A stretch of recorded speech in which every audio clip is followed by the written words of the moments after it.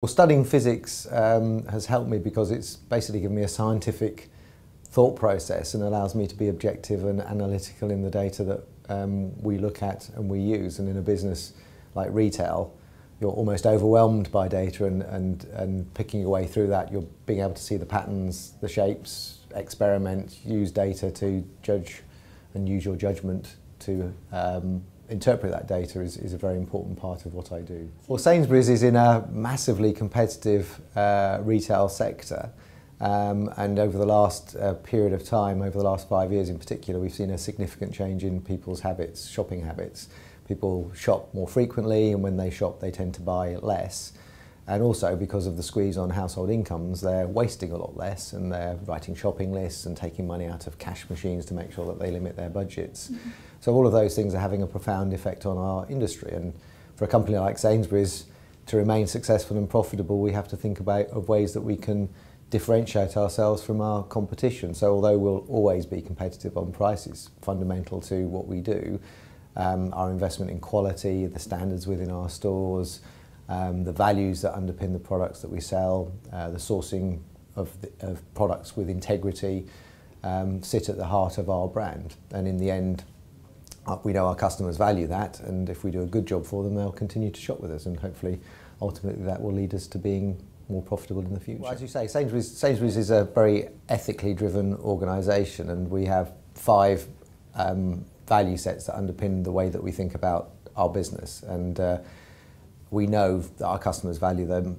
and we know that that will enable us to compete within the marketplace. So part of my role as the CEO is to think about how we might develop those going forward. And we know the kind of areas that our customers are really interested in. They're really interested in things like how we treat our employees, really interested in how we deal with our suppliers, and how we show our customers that we understand where the products that they buy from us actually, where they come from. They're very interested in things like reducing their own household waste. So we can do lots of things to help them think about how they might reduce their overall shopping bill by, for instance, loving their leftovers and doing different things with their household waste. And something like recycling, again, customers are very, they see recycling products as a challenge, and again would look for us to find ways of helping them. So there are many, many fronts on which we help our customers, and I'm sure I will look to develop those in the future. Oh, undoubtedly my predecessor has got a fantastic reputation in the industry and is going out on a high. So I think, like all of these things, I'm quite often asked how I will avoid the David Moyes syndrome. So I wouldn't put myself in that box. But you know, the priority, as you put it, is to maintain the continuity and balance in the organisation. Sainsbury's is an organisation.